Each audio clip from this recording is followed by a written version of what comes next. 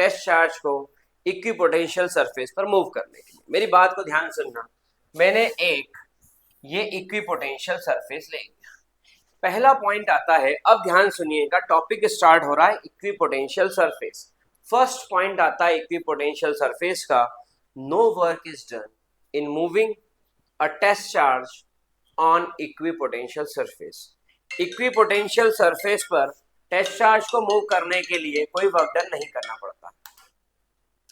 So no work is done in moving a test charge over the equipotential surface. ठीक है, क्यों work done नहीं करना पड़ता है एक टेस्ट चार्ज को इक्विपोटेंशियल सरफेस पर मूव करने के लिए? मेरी बात को ध्यान सुनना, मैंने एक ये इक्विपोटेंशियल सरफेस ले लिया। ये सरफेस इक्विपोटेंशियल सरफेस है। इसका मतलब क्या होगा? इसका मतलब होगा कि मैं इस पर जितने भी पॉइंट्स लोकेट कर दूं, मैं इस पर कितने भी पॉइंट्स लोकेट कर दूं, उन सभी पॉइंट्स का पोटेंशियल क्या होता है? उन सभी पॉइंट का पोटेंशियल सेम है। मतलब इसमें से कोई भी पॉइंट आप सिलेक्ट कर लो, कहीं से भी कोई भी पॉइंट आप सिलेक्ट कर लो, उसका पोटेंशियल 10 वोल्ट है तो 10 वोल्ट ही रहेगा। अगर 10 वोल्ट एक का पोटेंशियल है तो कोई भी पॉइंट सिलेक्ट कर लो, उसका पोटेंशियल कितना होगा? 10 वोल्ट होगा। ठीक है, आई थिंक ये बात मेरी सभी को क्लियर होगी कि मैं क्या कहना चाहता हूं। अब मैं आगे बढ़ता हूं क्वेश्चन की साइड पे। ध्यान समझना मेरे क्वेश्चन को, तो आपको क्लियर भी हो जाएगा। यहां पर मैंने एक पॉइंट ये ले लिया और एक पॉइंट ये ले लिया। ठीक है, अब वर्क डन का फॉर्मूला क्या होता है? आप सब ने वर्क डन का फॉर्मूला पढ़ा है कि अगर ए से बी पॉइंट पर आपको एक चार्ज क्यू नॉट है, ए से बी पॉइंट पर आपको एक चार्ज क्यू नॉट है, उसको मूव करना है, तो वर्क डन कितना होगा? W A B. Work done कितना होगा? W A B. अब डब्ल्यू ए बी कितना होगा? तो बोले टेस्ट चार्ज और पोटेंशियल वी ए बी। अब ये जो आपका फॉर्मूला पढ़ा है W A B equal to Q naught into V A B, तो यहाँ पर डब्ल्यू ए बी कितना आ गया? ये आ गया क्यू नॉट, और ये आ गया मेरे लाडले जिगर का टुकड़ा हीरेमन छल्ले VB minus V A, VB minus V A. इस तरीके से जब आपने इसको देखा तो आपको ये समझ में आया। अब आपने बोला कि सर इक्विपोटेंशियल सरफेस है, मैंने क्या हाँ इक्विपोटेंशियल सरफेस है, तो आपने बोला सर वी ए हो वी बी हो या वी जेड तक कुछ भी हो, पोटेंशियल तो सेम रहेगा वी, पोटेंशियल तो सेम रहेगा वी। तो मैंने कहा अच्छा हाँ ठीक है, तो मैंने यहां पर पुट करा वी बी की जगह वी वी और वी ए की जगह वी वी, तो वी माइनस वी कितना हो गया? 0। तो वर्क डन ए बी कितना हो गया? 0। इसकी थ्योरी मैं आपको यहाँ पर डिस्क्रिप्शन के लिंक में डाल दूंगा। इसकी थ्योरी के पूरे नोट्स आपको दे दूंगा मैं, वो सब दिक्कत नहीं, इसकी थ्योरी तो जगह जगह मिल जाएगी। इसकी थ्योरी तो आप एक लाइन लिख दोगे, hey please give me theory of this equipotential surface, वो सब थ्योरी दे देगा। बात यह कि इतनी थ्योरी लिखने के बाद भी क्या आपको समझ में आया कि इक्विपोटेंशियल सरफेस होता क्या है? ठीक है, तो यहां पर पहली कहानी की इक्विपोटेंशियल सरफेस से पोटेंशियल क्या होता है? सेम। अब और एक काम की बात, जैसे कि मैं यहां पर कुछ पॉइंट्स मार्क करता हूं या कुछ सर्कल्स बनाता हूं। लेट से मेरा पहला सर्कल ये है, लेट से मेरा दूसरा सर्कल ये है, लेट से मेरा तीसरा सर्कल ये है। अब मैंने यहां पर कुछ सर्कल्स बनाए, तो पहला सर्कल ये आ गया मेरा एक सर्कल, और जो मेरे पास था, अच्छा ये ऐसा हो गया, अरे बाप रे, सबसे पहले इसको बैलेंस करना पड़ेंगे। ये मेरा दूसरा सरफेस और ये मेरा तीसरा सरफेस। ठीक है, अब मेरी बात को समझना यहां पर ध्यान से कि जब ये मैंने सरफेसेस लेकर के आया और मैंने यहां पर रखा एक चार्ज Q, तो इसमें से क्या निकली? इसमें से निकली इलेक्ट्रिक फील्ड। ये वाले सरफेस पर कहीं पर भी पॉइंट लोकेट कर दूं, कहीं पर भी, एनीवेयर, तो इसकी डिस्टेंस इससे कितनी है? बोले R1। अच्छा यहां से डिस्टेंस कितनी है? बोले R1। अच्छा यहां से डिस्टेंस कितनी है? बोले R1। तो सभी की डिस्टेंस क्या है? बोले सेम डिस्टेंस पर है, तो इन सबका पोटेंशियल कितना होगा? इन सबका पोटेंशियल होगा V1। इस सरफेस का पोटेंशियल V1। तो ये पूरी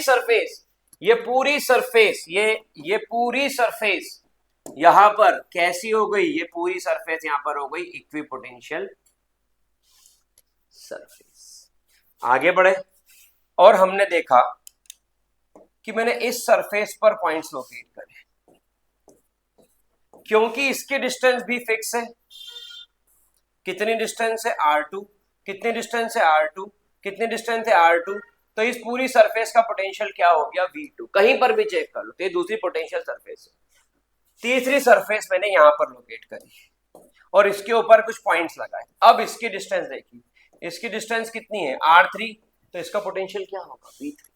तो मेरी बात को ध्यान सुनना, जैसे जैसे इसकी डिस्टेंस बढ़ रही है एक अलग ही पोटेंशियल जनरेट हो रहा है, इसलिए इस पूरी सरफेस, इस सरफेस को बोलूं, इस सरफेस को बोलूं या इस सरफेस को बोलूं, इनका पोटेंशियल सेम होगा और पोटेंशियल क्या होगा V। तो पोटेंशियल क्या होगा V। तो यहां पर आप देखेंगे, यहां पर आप देखेंगे तो R3 greater than R2 greater than R1, R3 बड़ा है R2 से, R2 बड़ा है R1 से। तो इसके आगे बात करें, इसके आगे बात करें तो V3 less than V2 less than V1, क्योंकि पोटेंशियल डिस्टेंस के इनवर्सली प्रोपोर्शनल होता है। तो ये होता है इक्विपोटेंशियल सरफेस, जो कि एक फिक्स डिस्टेंस पर होती है चार्ज से। बात समझ में आई होगी। अब ये वाला कॉन्सेप्ट जो बताया ये भी समझ में आया होगा।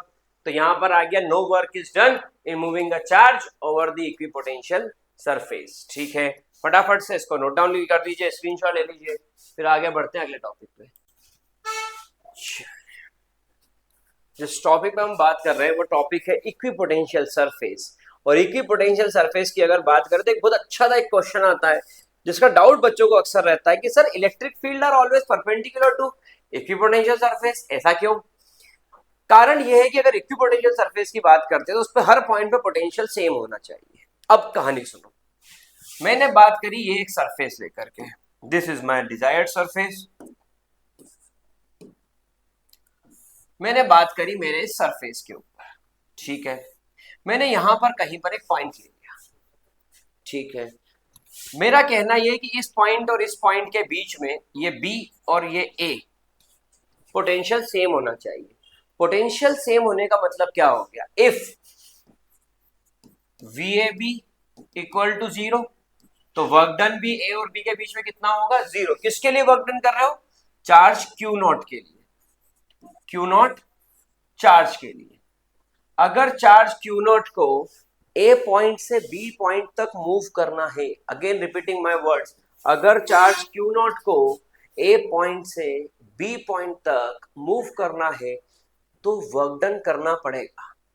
लेकिन अगर वर्क डन नहीं करना पड़ रहा है, इसका मतलब कि उन दोनों पॉइंट के बीच में कोई फोर्स नहीं लग रहा, कोई देखो वर्क डन कब आएगा, आपने क्या पढ़ा है, आपने पढ़ा है work done is equal to force into displacement. अगर फोर्स 0 तो वर्क डन भी क्या हो गया 0, और वर्क डन 0 तो पोटेंशियल भी क्या हो गया, तो आपने पढ़ा V equal to W by Q। तो अगर वर्क डन 0 तो पोटेंशियल भी क्या हो गया, तो पोटेंशियल के 0 होने, इक्विपोटेंशियल सरफेस है, इक्विपोटेंशियल सरफेस है, तो पोटेंशियल के 0 होने के लिए वर्क डन का 0 होना जरूरी है, और वर्क डन के 0 होने के लिए फोर्स का 0 होना जरूरी है। और फोर्स किस पे डिपेंडेंट है, कहानी समझना, फोर्स किस पे डिपेंडेंट है, F is equal to Q0 E। तो चार्ज 0 हो नहीं सकता, तो इसके 0 होने के लिए कि फोर्स 0 हो जाए, इलेक्ट्रिक फील्ड का 0 होना, ये पूरी एक चेन है। इक्विपोटेंशियल सरफेस में डिफरेंस इन पोटेंशियल 0, उसके लिए वर्क डन 0, उसके लिए फोर्स 0, और उसके लिए इलेक्ट्रिक फील्ड 0। इलेक्ट्रिक फील्ड 0 तो फोर्स 0, फोर्स 0 तो वर्क डन 0, वर्क डन 0 तो पोटेंशियल 0। ये बात समझ में आई। तो इक्विपोटेंशियल सरफेस तुम्हारा नहीं तो कागज पे लिखा हुआ ज्ञान है, जो कई कागजों में लिखा हुआ है, अलग अलग किताबों पे भी और तुम्हारी कॉपी में भी। चलो आगे बढ़ते हैं, ध्यान समझना। तो ये पूरी कहानी नीचे की इंपॉर्टेंट थी जिस पर तुम क्वेश्चन को अटेम्प्ट करोगे। मैंने क्या बोला, मैंने बोला नहीं सर ऐसा नहीं, तो मैंने कहा फिर क्या करना है, बोले सर इलेक्ट्रिक फील्ड हम तो अगर इंक्लाइंड लेंगे तो क्या होगा आप ये बताओ। इलेक्ट्रिक फील्ड परपेंडिकुलर ना होते हुए कैसी हो गई, इंक्लाइंड टू सरफेस। ठीक है, इंक्लाइंड टू सरफेस हुई तो कितने डिग्री से इंक्लाइंड है, बोला थीटा डिग्री से इंक्लाइंड है। ठीक है, जब थीटा डिग्री से इंक्लाइंड है, जिसके अंदर एंगल बनता है वो क्या बनता है, बोले कॉस, और जिसके अंदर एंगल नहीं बनता वो क्या बनता है, साइन। तो ये हो गया ई साइन थीटा और ये हो गया ई कॉस थीटा। ये दो कंपोनेंट आ गए, एक तरफ आ गया ई साइन थीटा और एक तरफ आ गया ई। अब इससे आगे की बात, आपने बोला कि एंगल 90 डिग्री नहीं है, तो आप थीटा की कोई वैल्यू ले लो, मान लो 30 डिग्री ले लो तो √3/2, तो √3/2 ई, तो कुछ भी वैल्यू लोगे, सिर्फ 90 डिग्री नहीं है, तो यहाँ पर इलेक्ट्रिक फील्ड सरफेस पर आ गई। ऑन द सरफेस अगर एंगल थीटा से इंक्लाइंड है, 90 डिग्री नहीं है थीटा की value, on the surface electric field होगी। इलेक्ट्रिक फील्ड है तो फोर्स होगा, फोर्स है तो वर्क डन होगा, वर्क डन है तो पोटेंशियल डिफरेंस होगा, पोटेंशियल डिफरेंस है तो काय की इक्विपोटेंशियल सरफेस। बात समझ में आ रही है? अब क्योंकि यहां पर इलेक्ट्रिक फील्ड है, क्योंकि यहां पर इलेक्ट्रिक फील्ड है, तो एक चार्ज को इस पॉइंट से इस पॉइंट तक लाने के लिए क्या करना पड़ेगा? Work done. क्योंकि इधर की तरफ इलेक्ट्रिक फील्ड है तो इधर की तरफ फोर्स है, तो चार्ज को लाने के लिए क्या करना पड़ेगा? चार्ज को लाने के लिए वर्क डन करना पड़ेगा भाई। और वर्क डन करना पड़ा, फोर्स लगाना पड़ेगा, तो चार्ज लाने के लिए फोर्स लगाना पड़ेगा, तो वर्क डन करना पड़ेगा, वर्क डन करना पड़ेगा, तो पोटेंशियल आ गया। इक्विपोटेंशियल सरफेस अब नहीं है। लेकिन सर ये तो है इक्विपोटेंशियल सरफेस, है क्या? अगर है तो ये फिगर नहीं चल पाएगा। जो फिगर है, अगर है तो फिगर जो बनेगा that is electric field perpendicular to surface. अब कोई दिक्कत नहीं है, electric field perpendicular to surface है। अब बन जाएगा आपका फिगर। अब कंडीशन में यहां पर सर अभी भी तो आ रहा है, हाँ ठीक है, कितना आ रहा है? ई कॉस 90, कॉस 90 की वैल्यू कितनी होती है? 0, तो कितनी होगी?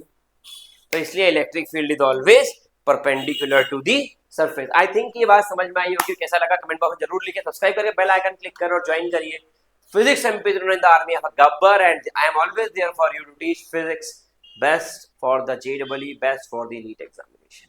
All the best.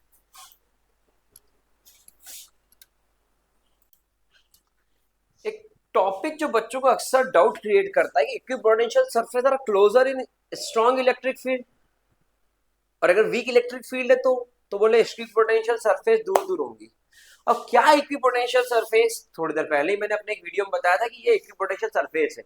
इसका पोटेंशियल कुछ होगा पूरे सरफेस का लेकिन वही होगा, इसका पोटेंशियल कुछ होगा लेकिन पूरे सरफेस का वही होगा, इसका पोटेंशियल कुछ होगा लेकिन पूरी सरफेस का वही होगा। अब बच्चों को इसके अंदर डाउट नहीं, तो उन्होंने ये नहीं देखा, मेरा सेपरेट वीडियो था, फिर ये बात करी थी। एक मेरे सेपरेट वीडियो में इसके बारे में बात कर रहा हूँ कि equipotential surface are closer together in the region of strong electric field. भाई ये है क्या?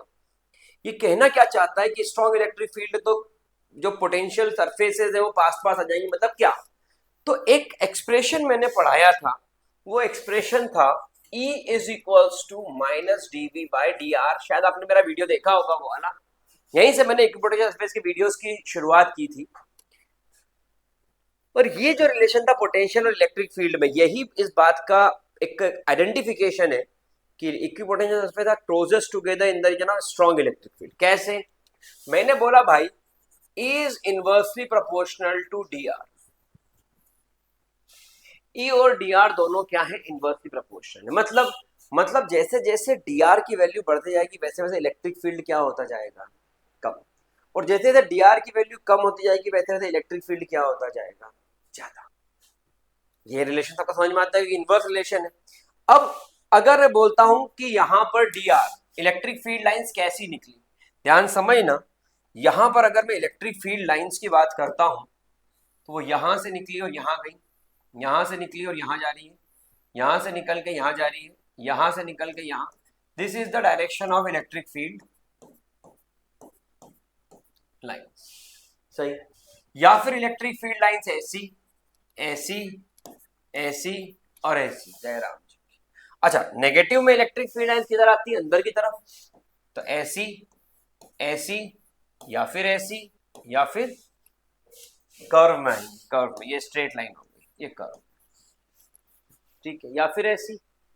तो आप देखो कि जब पॉजिटिव और नेगेटिव चार्जेस हैं तो यहां पर जो इक्विपोटेंशियल सरफेस है, अगर पॉजिटिव और नेगेटिव चार्ज है, अगर पॉजिटिव और नेगेटिव चार्ज है तो यहां पर इलेक्ट्रिक फील्ड का रीजन स्ट्रॉन्ग है, यहां पर स्ट्रॉन्ग इलेक्ट्रिक फील्ड है। अगर यहां पर स्ट्रॉन्ग इलेक्ट्रिक फील्ड है तो ये जो इक्विपोटेंशियल सरफेस है इनका डिस्टेंस क्या होगा? कम, पास पास होना चाहिए इन दोनों के बीच में, पॉजिटिव और नेगेटिव के बीच में, बीच में, बीच में।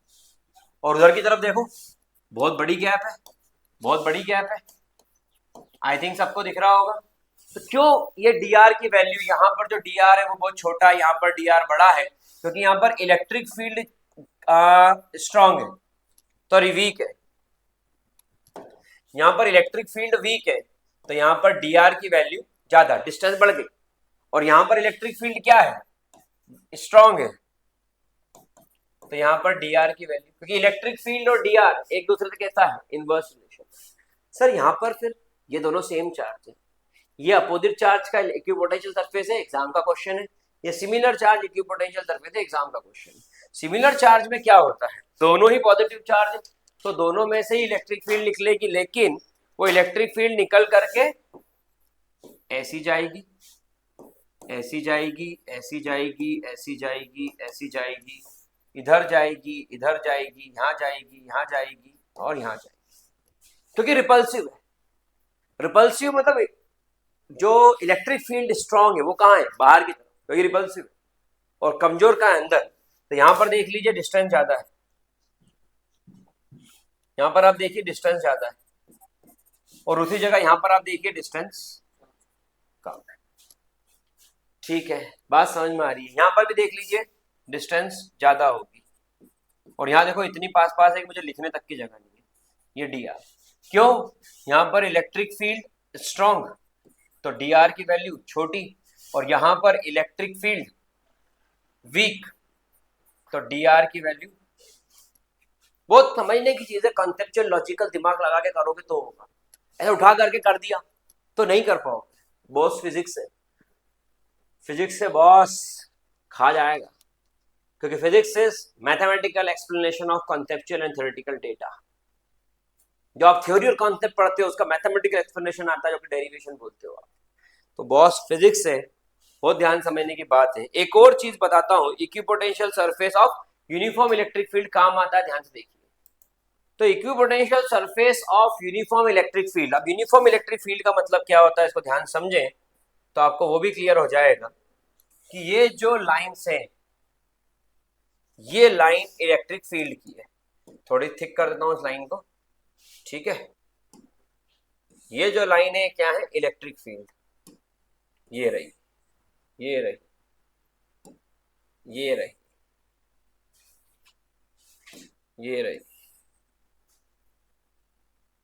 ये लाइन से आपकी इलेक्ट्रिक फील्ड लाइंस। अब आप बोल रहे हो इक्विपोटेंशियल सरफेस ऑफ ये यूनिफॉर्म इलेक्ट्रिक फील्ड है एक जैसी, तो अगर मैं इसमें इक्विपोटेंशियल सरफेस ड्रॉ करूंगा, so my surface will looks just like this, इस तरीके की मेरी इसके अंदर सरफेस होगी।